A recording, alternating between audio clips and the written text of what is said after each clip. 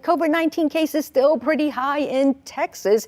Texas was one of the states leading, right? Had the highest level of cases about a week ago. Dr. Maria Monge is part of the Texas Medical Association's Council on Science and Public Health. She joins us this morning to talk about this. Now, about a week ago, nearly 1 in 4 COVID tests in a 5-state region, including Texas, tested positive. How severe was this uptake? So thank you for having me. It's the severity of the uptick is actually not like anything we've seen in a couple of years for the summer. So it was almost as high as over the winter when we had a huge spike.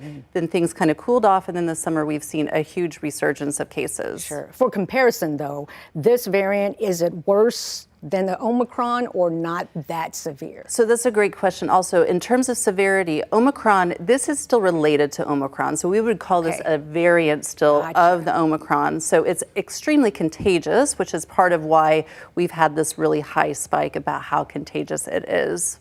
Now, COVID is commonplace. So who is getting COVID and what's the concern? So the concern around who's getting COVID really has to do with how well people are ordinarily. So folks who already have other pre-existing conditions really are the ones we're most concerned about. And folks over the age of 65, you know, we also have to be concerned about their immunity levels and their ability to fight COVID should they get it. So the vulnerable populations. That's right. Okay. And so the government recently announced free COVID tests, and the FDA approved an updated vaccine last week. So who should wait to get this shot?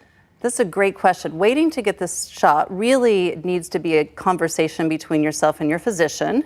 But if you've had COVID infection within the last, we say about 3 months, your immunity or your antibody levels are really good right now. Good. So we are kind of thinking that 3 months, maybe even up to 6 months might be a time frame where you could wait, because we expect, unfortunately, to have another spike in COVID over the winter months again. That's right. So you want to make sure that your vaccine strength is the best when the spike is the highest. Oh, I see. So if you do get it when it's available, I think September next month, when should you get that booster? So that's a great question. So if the initial shot, you could, again, talk to your physician. It's potentially you could delay it a little bit until maybe November or so. But a COVID shot, any COVID shot is better than no COVID shot when it comes to protecting against severe disease. And so if you've had it, though, then again, that waiting, probably we are looking at maybe November, December before it would be the perfect time to be thinking about it.